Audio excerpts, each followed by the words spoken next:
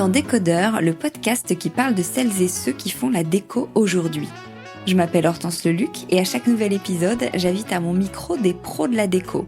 Un architecte ou un designer, une marque que vous aimez ou que vous allez découvrir, un entrepreneur, un créatif ou un influenceur, quelqu'un que vous allez connaître ou pas, mais qui dans tous les cas va nous parler déco et envers du décor. Rencontres, savoir-faire, actu, tendances, conseils, ici, la déco, ça s'écoute. Bon allez si quand même, pour les images, rendez-vous sur le compte Instagram Décodeur Podcast. Tectona existe depuis plus de 40 ans. Et oui, à la fois discrète et intemporelle, c'est une valeur sûre, pour ne pas dire la référence dans le monde du mobilier d'extérieur. On connaît tous ces bancs en tech qui ne craignent ni le temps qui passe, ni les intempéries. Évidemment, son offre ne se limite pas à ça. Entre pièces iconiques et meubles signés par les meilleurs designers, son savoir-faire n'est plus à prouver et alors que le soleil revient en force, c'était justement l'occasion d'en parler avec Blanche Aloisy de Crépy, directrice générale de Tectona. Bonjour Blanche. Bonjour Hortense. Alors comment, tout simplement pour commencer, vous présenteriez Tectona en quelques mots ? Je dirais tout simplement que c'est la maison qui propose le plus beau mobilier de jardin en France. D'extérieur ? Oui, mobilier d'extérieur, tout simplement. En effet, c'est vrai que nous aimons le mobilier beau, simple, et voilà, c'est ce que nous proposons à nos clients. Donc c'est une entreprise française ? Alors c'est une entreprise française, le siège est ici à Paris. Nos ateliers sont en Normandie, ainsi que notre entrepôt. Certaines personnes qui ne nous connaissent pas pensent que nous sommes italiens, mais c'est sûrement lié au nom Tectona, qui se termine en A, mais qui vient du latin en fait. Tectona vient du nom latin du tech, qui est Tectona grandis, qui est Tectona grandis. Et donc nous avons pris le nom du Tectona, du tech, parce que c'est vraiment notre ADN. Ouais, on va largement en reparler. C'est une entreprise qui a quel âge à peu près ? Alors, nous avons 40 ans, comme vous l'avez dit. Ouais. Nous sommes nés en 1977, en 77, alors qu'il y avait que peu de beau mobilier à l'extérieur, plutôt des chaises en plastique blanche. Voilà, donc c'est à cette époque-là que nous sommes nés. Oui, alors, transition tout truc, ma première question, parce que au début, dans l'absolu, on pense vraiment à Tectona pour du mobilier de jardin en tech, comme vous avez dit. D'où c'est venu ? Pourquoi le tech ? Alors, c'est venu parce que justement, en France, il n'y avait que très peu de beau mobilier. Les créateurs de Tectona se sont dit, proposons en fait quelque chose, des choses belles, avec deux offres en fait. Pour commencer, c'était en 77, une offre de mobilier en tech qui était importée d'Angleterre en fait, parce que l'Angleterre était déjà un peu plus en avance sur ce type de mobilier. Et d'ailleurs, on voit beaucoup de parcs anglais avec les bancs en tech que l'on retrouve et que nous proposons toujours. Et puis une autre offre, celle des parasols, qui eux étaient faits en Italie. Et donc, nous sommes nés, en fait, à la fois experts des bancs en tech et des parasols. Oui, alors dans nos inconscients, on pense aussi à Tectona comme des meubles en fait qui sont assez solides, qui traversent les années, les intempéries, mais aussi, du mobilier qui est plutôt classique. Vous voyez, ce genre de table un peu lourde, alors que en fait tout ça a quand même largement évolué, n'est-ce pas ? Alors, oui, bien sûr, le design évolue. En effet, des matériaux qui sont peut-être plus légers que le tech, tels que l'aluminium, des textiles qui sont porteurs et légers. Maintenant, Tectona reste quand même un amoureux du tech, du bois, des matériaux naturels. Et ce qui fait leur beauté, c'est aussi le fait d'avoir des sections un peu massives. Nous continuons à proposer ce très beau mobilier en tech. Et bien sûr, en fait, nous travaillons avec des designers sur des nouveaux matériaux, sur des nouvelles offres qui sont à la fois légères visuellement, les pratiques d'usage, qui sont pliables et qui peuvent s'adapter à différents endroits. Donc à la fois pour des grands jardins, mais aussi pour des petites terrasses. Alors, quels nouveaux matériaux, par exemple ? Alors, nouveaux matériaux, nous travaillons par exemple avec de l'aluminium. Alors, l'aluminium est un matériel qui ne rouille pas, qui est très léger, solide. Donc, c'est un matériau que nous aimons travailler aussi. Nous travaillons aussi avec de l'inox. Donc là aussi, c'est inoxydable, et présente l'avantage en fait de pouvoir être travaillé en section plus fine que l'aluminium, donc esthétiquement très léger. Et nous travaillons aussi avec des textiles et des coussins pour apporter tout le confort. Donc ce sont des coussins qui sont conçus pour l'extérieur, qui sont vraiment très résistants. Donc c'est ce qui apporte aussi le confort pour un salon bas, par exemple. Est-ce qu'il y a des tendances, vous parlez de nouveaux matériaux dans le monde du mobilier extérieur ? Il y a des tendances, bien sûr. Tout le monde parle du in and out. Donc, forcément, on voit plus, par exemple, des formes de canapés d'intérieur qui viennent à l'extérieur. Donc, on voit pour le coup des très gros coussins, assez, je dirais, un peu plus massifs. On voit aussi plus de couleurs aussi à l'extérieur. Donc là aussi, on se dit, on adapte en fait notre extérieur en fait aux couleurs de la maison, couleurs que l'on souhaite donner à une personnalité que l'on souhaite donner à son extérieur. Comme tendance aussi, on voit des choses qui sont assez pratiques, légères forcément. Et bien sûr, dans les tendances, il y a forcément le retour aux matériaux naturels. Et c'est pour ça que notre offre Tectona avec le bois plaît beaucoup. Maintenant, Tectona, en fait... ce que nous essayons de faire, c'est de ne pas s'inscrire vraiment dans les tendances, forcément, mais de rester propre au jardin. Nous venons, en fait, nous sommes nés comme créateurs de mobilier d'extérieur, et c'est ce qui nous intéresse, en fait, c'est de garder, en fait, d'être enracinés dans l'extérieur. Donc, nous essayons de transcender un peu je dirais, les modes pour rester, en fait, vraiment dans l'environnement de l'extérieur, des jardins, de la maison, d'être à la fois très simple, sobre, mais d'offrir aussi du confort qui est attendu par nos clients. Ouais, mais justement, comment on modernise, entre guillemets, une marque un peu classique comme la vôtre pour pas perdre les clients fidèles et en même temps sans perdre cette notion de haut de gamme, mais tout en étant dans l'air du temps?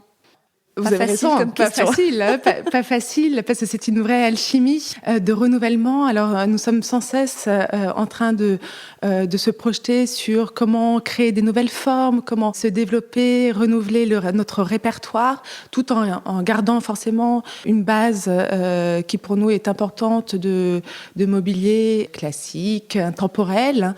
Ce que nous cherchons, c'est proposer des meubles qui soient intéressants, qui renouvellent en fait des formes et qui soient assez novateurs. Donc c'est pour ça qu'on travaille en fait, nous nous attachons à travailler avec des designers qui nous apportent en fait des nouvelles idées, qui nous apportent un regard neuf en fait sur nos collections, tout en comprenant vraiment notre ADN de simplicité, encore une fois, d'élégance. Nous, ce que nous souhaitons, en fait, c'est continuer à créer des nouveaux classiques, en fait. Et justement, dans les designers, vous avez un peu dit ce qu'ils vous ont apporté. Qui a travaillé pour vous, par exemple, ou quelle collection ? Alors, notre travail avec les designers date d'il y a pas mal de temps, puisqu'on avait commencé à travailler avec André Poutman pour le musée de Bordeaux, CAPCM, qui avait fait le banc Entrepôt Lenné. En fait, le design est ancré dans notre culture. Ensuite, on a travaillé beaucoup avec Christophe Delcourt, par exemple, qui aime beaucoup travailler le bois. On a travaillé avec Ronan et Juan Broulec, qui nous ont fait des merveilleuses plateformes qui ont renouvelé en fait aussi un peu l'approche d'un banc circulaire où ils l'ont appelé, où on l'a appelé pebble comme des galets. Donc peut-être c'est une notion à leur origine aussi bretonne, mais cette forme très simple, ronde, du mobilier qui donne une vraie légèreté, simplicité visuelle. On a travaillé avec Pierre Charpin, qui nous a fait une chaise d'arbitre de tennis très différente et très surprenante en fait dans une collection. Nous avons travaillé par exemple avec Constance Guisset, Big Game dernièrement, qui nous ont aussi fait toute une collection intéressante. Big Game sont des designers suisses. Ils nous ont dessiné une ligne de mobilier pour des terrasses, assez petites, ramassées, mais très confortables. Donc là aussi avec une ligne très sobre, et qui est vraiment très apprécié. Voilà, donc on continue sans arrêt à travailler, à se renouveler, à apporter des choses nouvelles, tout en gardant notre âme. Ouais.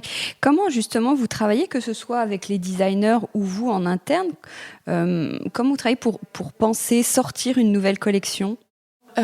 Pour sortir Est-ce que vous vous fixez, par exemple, toutes les saisons, on doit sortir une nouvelle collection ou pas forcément ? Est-ce que vous avez des intemporels, des collections intemporelles que vous complétez au fur et à mesure ? Comment vous faites ? Alors, c'est intéressant parce que c'est vrai que la création, en fait, du mobilier est bien sûr au cœur, en fait, de l'entreprise, hein, et c'est ce qui nous anime, hein. Donc, c'est vraiment cette création. Les intemporels, en fait, pour ceux qui sont devenus nos classiques, on ne les touche plus, hein, voilà. Donc on va pas y ajouter quelque chose. C'est difficile de les revoir, ou parfois on essaie à ce moment-là de les réinterpréter, comme on l'a fait par exemple avec l'école de design de Lausanne. On a voulu réinterpréter en fait notre banc Glenwood. Donc on est arrivé avec une nouvelle offre de banc avec un dossier en aluminium. Voilà, donc ça c'est intéressant. Sinon en fait on regarde notre collection, on se dit voilà, on aimerait développer une gamme par exemple de salons bas ou de chaises longues, et on identifie en fait souvent un designer qu'on aime, on a repéré en fait son travail. On va l'approcher en fait en lui disant voilà, on a pensé à vous pour ce besoin-là, est-ce que ça vous intéresserait? Donc voilà comment on naissent en fait nos collaborations avec les designers. Donc c'est souvent nous, Tectona, qui approchons en fait les designers qu'on a choisis, dont on pense en fait qu'ils s'intègrent bien, dont le travail correspond aussi à notre sensibilité, à notre goût Tectona. Et sinon, en interne, vous avez un bureau de style, un bureau créatif ? Alors, vous avez tout à fait raison, parce que en interne, nous créons aussi notre propre mobilier, nos collections, dans notre atelier. Donc, nous avons notre chef d'atelier, Jean-Yves Grandfils, qui est meilleur ouvrier de France, qui va nous développer des collections. Et donc, ça, c'est fait en interne. Donc, par exemple, l'histoire de la collection 1800 Madeleine Castin, qui est une collection qui connaît beaucoup de succès. En fait, l'histoire est née d'un banc que Tectona a racheté en fait aux ventes aux enchères de Madeleine Castin, en fait lors de la vente aux enchères de son mobilier en fait qui était à Lèves. Et donc Tectona a racheté un banc qui lui appartenait, style directoire. Donc c'était pas elle qui l'avait créé, mais voilà, qui lui appartenait. On le trouvait très beau, hein, très simple. On a pu le rééditer. Donc c'était le banc, le début de cette collection à partir de ce banc Madeleine Castin. Et à partir de là, en interne, nous avons développé, en fait, décliné toute la collection autour de ce banc pour en faire une collection complète de salons bas, de chaises longues, d'accessoires avec des caisses, et en plusieurs coloris. Donc, c'est typiquement une collection interne, Tectona. Et alors, comment vous travaillez ? Quelles sont les étapes de création, de fabrication, et combien de temps vous mettez à sortir une collection ? Pour créer une collection, il faut compter un bon 2-3 ans, en fait, entre le début de l'idée et voilà, sa sortie au catalogue. Alors, au départ, en effet, il y a une idée, une envie.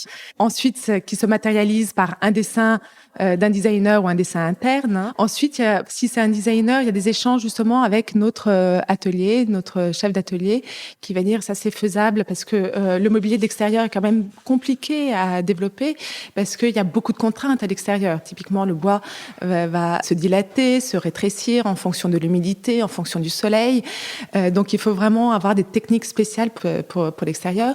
Donc, il va y avoir des échanges entre les designers et notre bureau interne pour concevoir un dessin qui convienne aux deux. Suite à ça, en fait, nous l'envoyons en fait dans les entreprises avec lesquelles nous travaillons de production, qui vont faire des dessins industriels.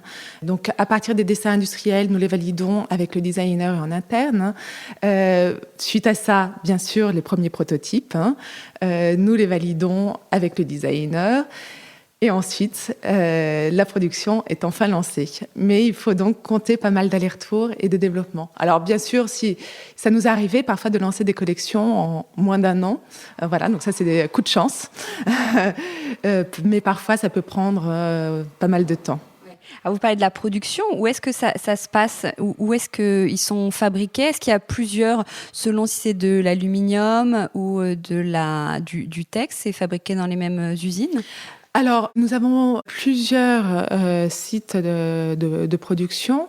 Tout dépend en effet vraiment du mobilier. Hein. Donc, typiquement, nos parasols sont fabriqués en Italie. Hein. Nos douches sont fabriquées et assemblées en Normandie. Hein. Maintenant, le teck, en fait, est un bois exotique qui pousse dans les pays tropicaux en Asie. Et il est fabriqué, en fait, dans ces lieux où se trouvent les plantations, donc en Indonésie, en Thaïlande, Vietnam. Donc, ce sont les lieux où nous fabriquons le mobilier en teck. Nous fabriquons, par exemple, aussi l'aluminium dans ces pays-là. D'accord. Alors, vous parliez tout à l'heure de meubles qui ont beaucoup de contraintes, entre guillemets, techniques. Comment, justement, vos meubles à vous peuvent résister autant à la météo et aux années derrière? Quelle est la technique, entre guillemets, sans révéler vos secrets, mais comment vous faites? Alors, c'est en effet un secret, tout comme un secret en fait de fabrication Tectona. En fait, ce qui fait vraiment la longévité et la solidité de nos mobiliers, en fait, elle tient à plusieurs choses. Elle tient à la qualité des matériaux. D'une part, donc à la qualité des matériaux choisis, ensuite à la qualité de fabrication, et puis bien sûr il y a la finition aussi derrière. Donc pour la qualité en fait des matériaux, nous faisons attention à choisir en fait vraiment les matériaux de plus belle qualité, c'est-à-dire par exemple le teck, nous choisissons des matériaux, un teck de grade A qui est la meilleure qualité du teck et qui assure en fait que le teck soit et de l'huile, n'ait pas de nœuds, n'ait pas de défauts, qu'il ne va pas gercer.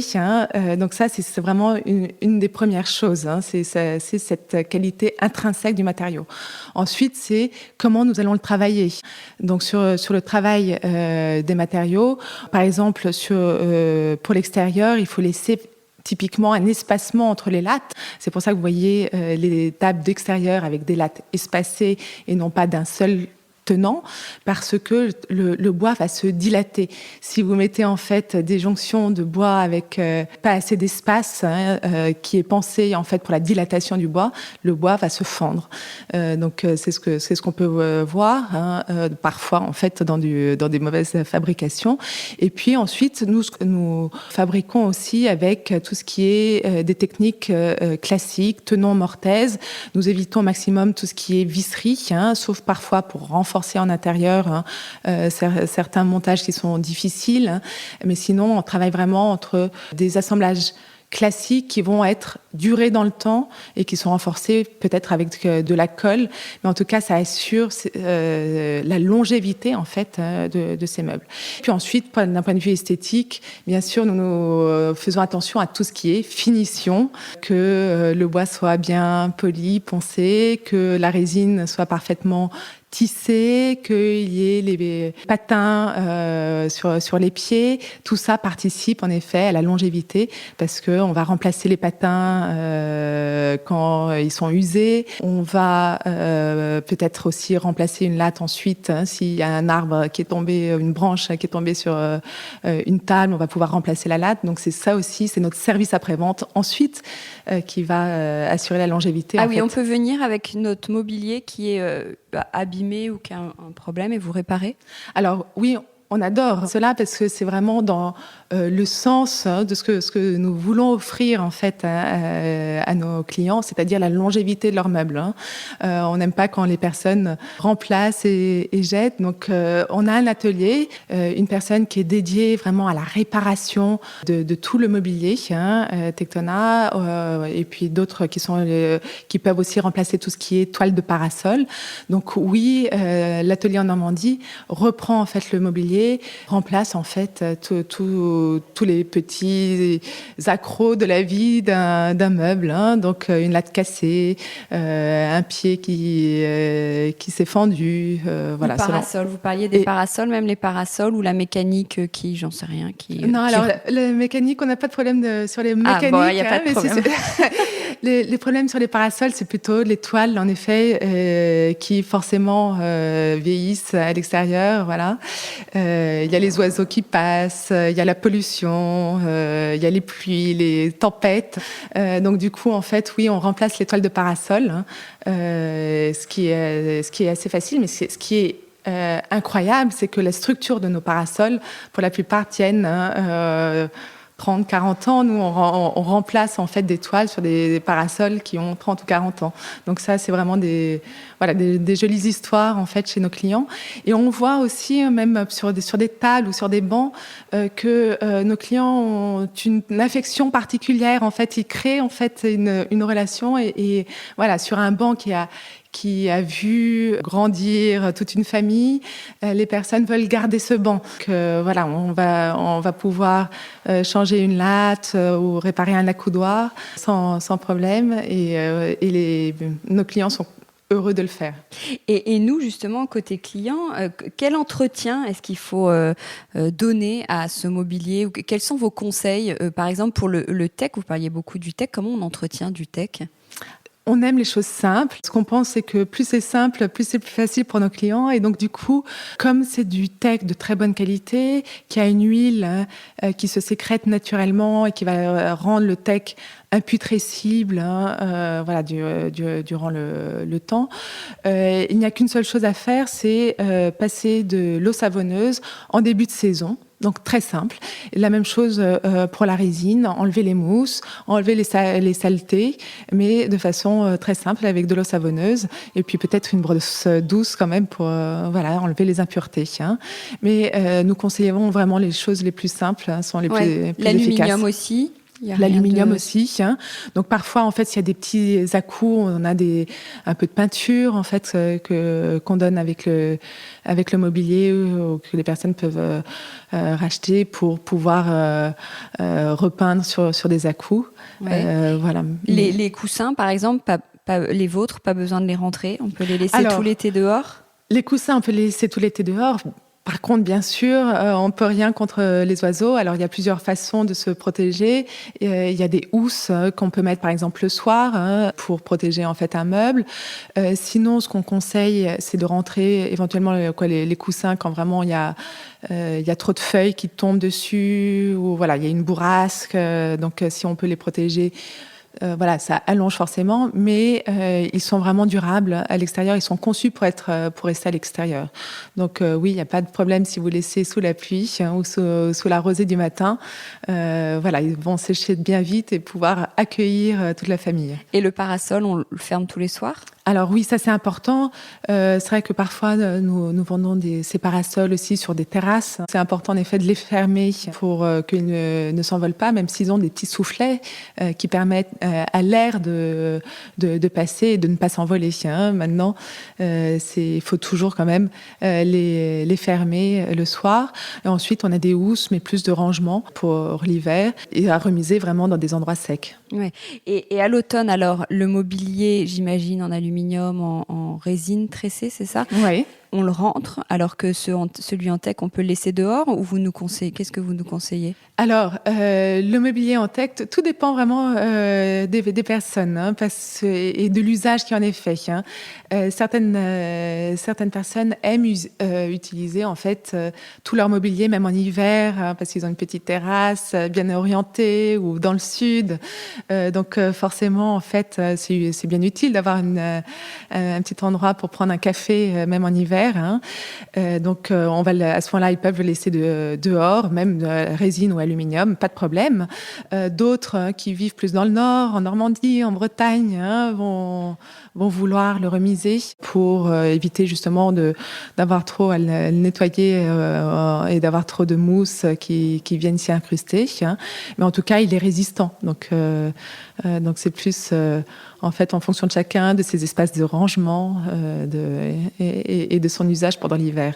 Mais nous, ce que nous disons, c'est que c'est du mobilier vraiment à vivre pendant toute la saison, à vivre selon les saisons.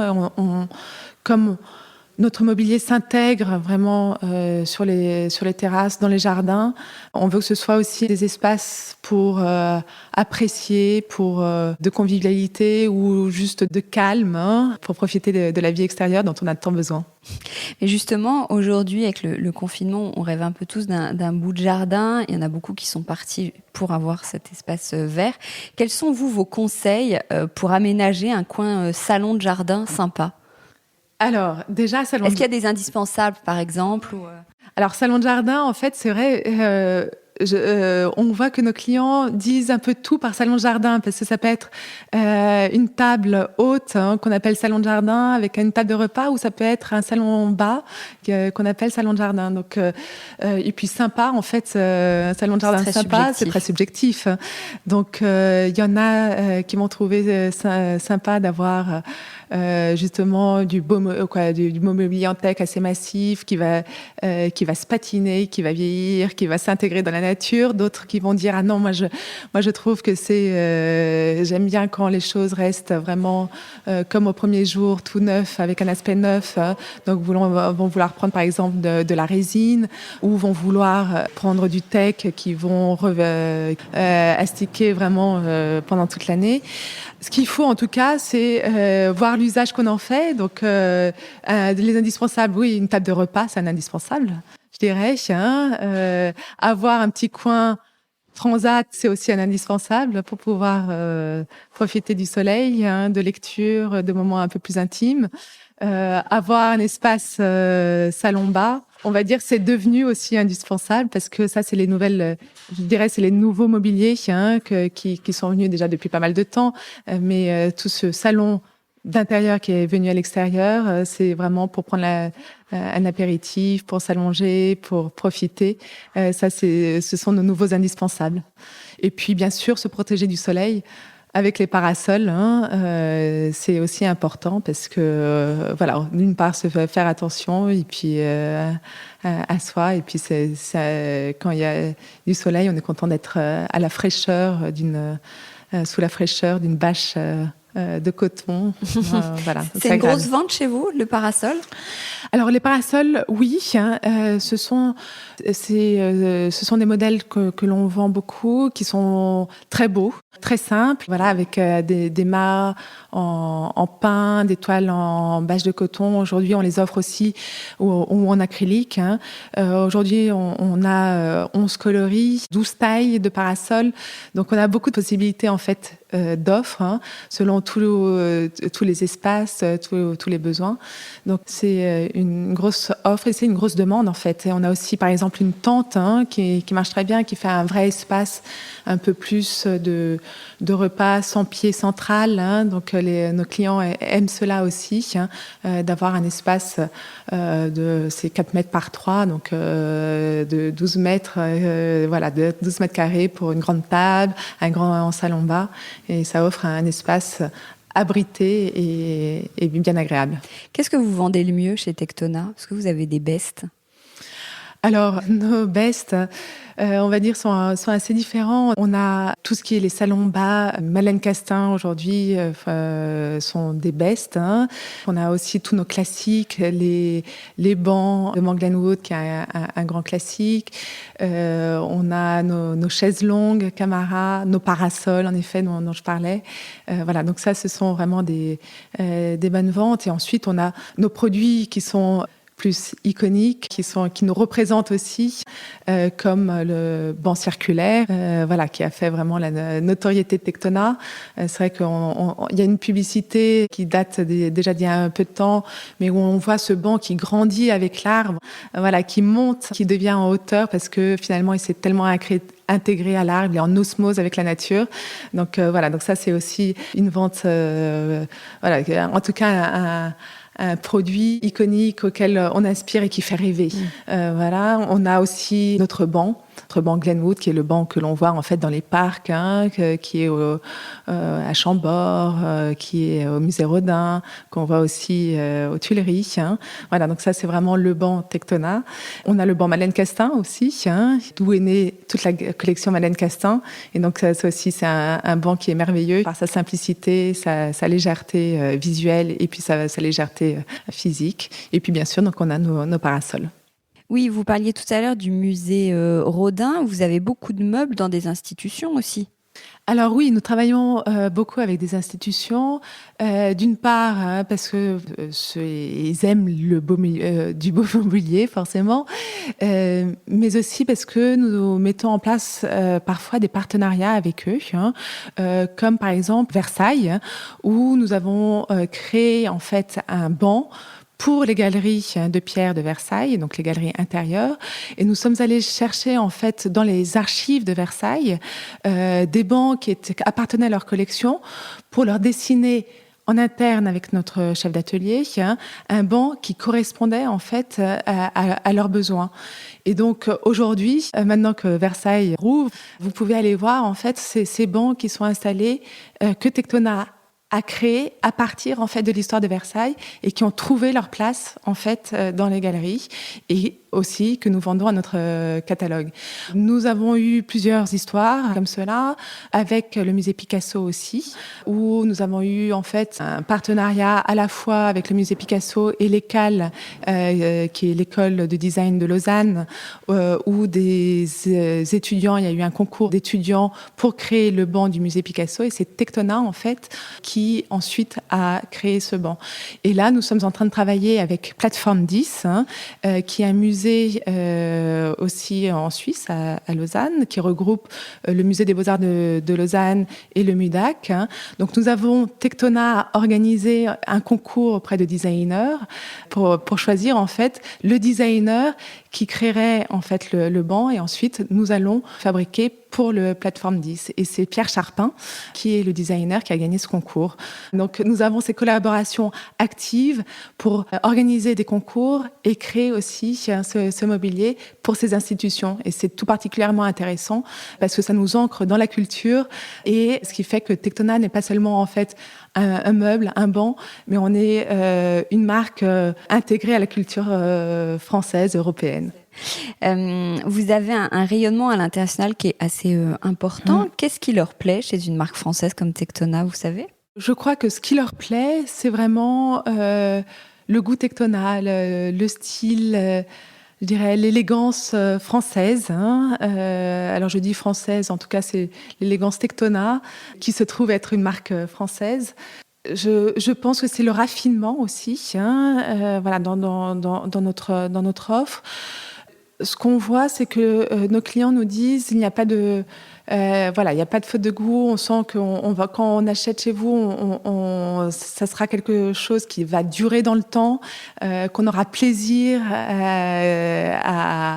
à voir tous les jours, à utiliser.